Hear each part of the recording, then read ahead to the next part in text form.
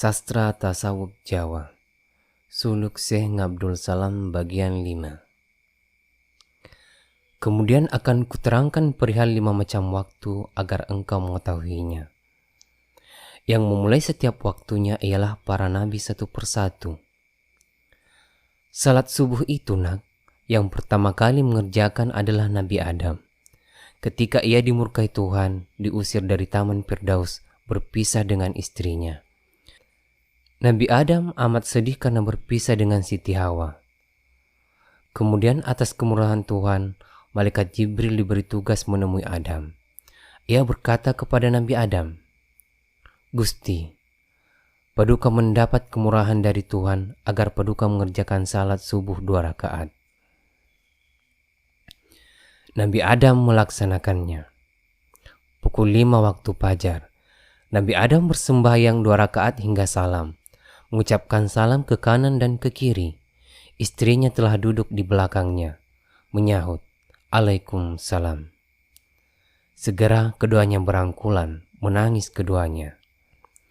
Kemudian dengan pelan Nabi Adam berkata, "Tidak menduga bahwa aku dapat bertemu dengan Dinda." Siti Hawa menyahut, "Benar Kanda, karena kemurahan Tuhanlah hamba dapat bertemu dengan Kanda." Salat lohor itu kisahnya Nabi Ibrahim yang mengerjakan pertama kali. Ceritanya demikian. Ketika Nabi Ibrahim dimasukkan ke tempat pembakaran, ia menerima perintah dari Tuhan agar mengerjakan salat lohor 4 rakaat. Nabi Ibrahim segera bersembahyang, maka kobaran api terasa dingin saja. Adapun salat asar, Nabi Yunus yang mengerjakan pertama kali. Ketika berada di dalam perahu, beliau ditelan ikan. Nabi Yunus sedih sekali berada di dalam perut ikan. Atas kemurahan Tuhan, Nabi Yunus diperintahkan untuk bersembahyang asar 4 rakaat. Nabi Yunus segera bersembahyang, maka ikan itu tak kuasa menahannya, badannya rusak lalu mati. Nabi Yunus segera keluar dari perut ikan itu. Salat maghrib, kisahnya Nabi Nuh yang mengerjakan pertama kali. Ketika dunia terendam tergenang oleh air, Nabi Nuh bertobat kepada Tuhan karena merasa berdosa. Permohonan tobatnya dikabulkan, kemudian ia bersembahyang maghrib 3 rakaat. Setelah saat itu dikerjakan Nabi Nuh, air segera surut. Salat Isya itu Nabi Musa yang pertama kali mengerjakannya. Ketika beliau kalah berperang melawan Raja Arkia, yakni Fir'aun, para pengikutnya kebingungan, tak tahu arah utara dan selatan, barat dan timur. Nabi Musa sedih sekali, lalu mengerjakan salat hajat.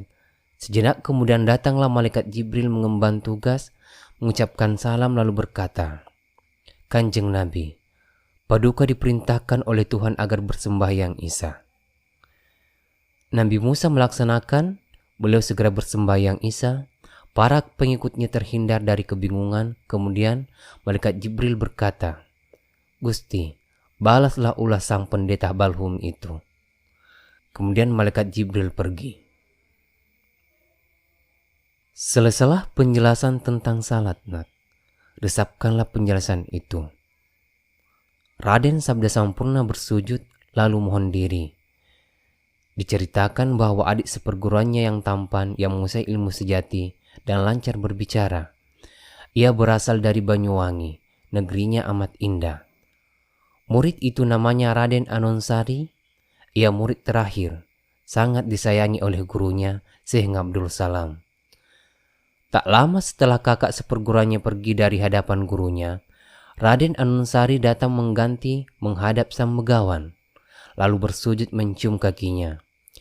Berkatalah sang begawan, "Hai putraku, duduklah. Bagaimana kabarnya? Telah lama aku menanti kedatanganmu telah lama engkau tidak datang." Menjawab seraya menyembah Raden Anonsari, "Mengapa hamba menghadap? Karena dahulu ketika Rama memberikan wejangan, kepada hamba belum diterangkan tentang berbagai anasir. Hal itulah yang belum dibicarakan. Bagaimana? Hamba belum tahu." Gurunya menjawab dengan sabar, Anasir itu ada 3 macam. Pertama, anasir Tuhan memiliki 4 kesempurnaannya, yaitu zat, sifat, asma, dan af'alna. Maknanya yang tepat, zat ialah wujud nak, yakni segala wujud benda yang tampak. Namun semua tidak memilikinya, kecuali Tuhan yang Maha Agung. Yang besar dan yang kecil semuanya yang tampak itu seluruhnya milik Allah. Semua yang ada itu tidak hidup, hanya Tuhanlah yang hidup, satu-satunya yang Maha Tahu. Adapun makna sifat itu nak, yakni warna yang tampak, seluruh warna yang besar dan yang kecil, semua isi bumi dan langit, tak ada yang memilikinya, kecuali Tuhan yang Maha Agung. Sedangkan makna asma itu nak, yakni nama sejati, seluruh isi dunia berbeda-beda namanya, semua itu tak ada yang memilikinya, kecuali Tuhan yang Maha Agung, pemilik nama sejati. Makna af'al itu ialah perbuatan yang tampak. Isi dunia berbeda-beda pekertinya, lain nama, lain pula pekertinya. Semua tanpa kehendak, kecuali Allah yang Maha Agung. Selesailah keterangan semua anasir Tuhan. Ganti yang dibicarakan yakni anasir roh ada 4 macamnya, yaitu wujud, ilmu, nur, dan suhud namanya. Nanti kuterangkan maknanya satu persatu. Makna wujud ialah hakikat hidup, yakni hidup sejati, yang disebut manusia sejati, umpama perempuan. Maka hakikat perempuan itu yang bersemayam di bak Dorala Agung. Kedua, makna ilmu ialah pengetahuan batin, ilmu sejati. Pengetahuan itu ada 2 macam. Pertama, tahu yang menyembah dan yang memuji, yakni makhluk. Dan yang kedua, tahu tentang yang disembah dan yang dipuji, yakni Sang Khalik. Arah ketenangan hati. Adapun makna nur itu ialah apa yang disebut roh ilahi, yakni cahaya yang amat indah, bagaikan bintang bulu, bintang kejora. Sedangkan makna suhud itu nak, ialah keinginan hati, nafsu, agar selalu diingat selamanya, tulus ikhlas dalam bertakbir. Selesailah keterangan anasir roh, saya cukupkan di sini. Telah selesai tentang anasir roh, ganti keterangan yang lain, yakni anasir makhluk. Ada 4 macamnya agar engkau mengetahuinya. Tanah, air, angin, dan api. Genap 4 macam. Tanah menjelma menjadi jasad, air menjadi darah, angin menjadi napas, api menjadi cahaya manusia. Berada dalam sekujur diri kamu. Selesailah keterangan tentang anasir. Raden Anonsari terang hatinya, lalu berkata sambil menyembah kepada gurunya, Rama, hamba mohon petunjuk tentang makna 3 macam kehidupan, yaitu kehidupan hewan, kedua kehidupan tumbuh-tumbuhan, dan ketiga kehidupan manusia. Ada yang pandai dan ada yang bodoh. Bagaimana perbedaan yang hakiki? Seluruhnya diciptakan di bumi, kehidupannya pun sama. Tumbuh-tumbuhan, hewan dan manusia pekertinya tidak sama. Tumbuh-tumbuhan semula kecil menjadi besar, lama-kelamaan mati. Itu tak dapat bicara, tak dapat berbuat dan tak dapat bergerak. Tumbuh-tumbuhan itu lebih rendah. Hewan hidup memang dapat berucap, tetapi ucapannya semacam, tak dapat berbicara ini dan itu. Kerbau tak dapat menirukan sapi jika diperintah hanya melongo.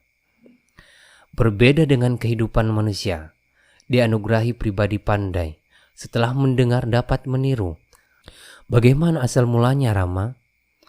Sang begawan tersenyum lalu berkata pelan, Aduh, bagaimana engkau nak? Tentu berbeda, apalagi alif 4 macam itu. Nanti akan kuterangkan yang berkaitan dengan kehidupan manusia. Pertama, alif huruful muwahhid namanya, sedangkan yang kedua disebut alif tamsur. Ketiga, alif mutakalimun wahid, itu namanya nak. Keempat, alif kamil namanya. Adapun maknanya satu persatu ialah Tumbuh-tumbuhan yang hidup itu hanya memiliki satu alif. Yang berada dalam tetumbuhan disebut alif huruful muwahhid. Kedua, hewan yang hidup memiliki dua alif. Maka hewan dapat berucap, tetapi ucapannya hanya semacam, berbeda dengan hidup manusia. Hewan hidup memiliki alif huruful muwahhid dan tamsur, sedangkan yang ketiga, manusia yang hidup itu alif 4 macam tadi. Seluruhnya merasup ke dalam dirimu. Oleh karena itu dapat memukul gong. Kuterangkan maknanya satu persatu secara terinci. Alif huruful muwahhid menjelma menjadi jasad nak. Alif tamsur itu menjelma menjadi 4 nafsu pada manusia hidup, yakni roh nabati, roh hewani namanya, roh jasmani dan nafsani. Roh nurani yang kelima, sebutan setelah menyatu yakni alam tamsur. Adapun alif yang ketiga disebut alif mutakallimun wahid. Ia menjelma menjadi sukma. 4 macam banyaknya, yaitu sukma murba, sukma langgeng, dan sukma wicara, serta sukma luhur. Semua itu berada dalam diri manusia. Sedangkan alif kamil ialah hakikat manusia, sungguh tak dapat diterangkan, yang bersemayam di Bagdarola, disebut Prabu Roh Ilafi. Ia tak dapat dibicarakan. Raden Anonsari berkata hormat, Rama, hama mendengar ungkapan serpihan hati dan ucapan sepatah serta makan sekepal, minum seteguk dan berpakaian sesobek, atau memandang sekejap dan berjalan setapak. Bagaimana maknanya Rama? Hamba mohon penjelasannya. Bersambung.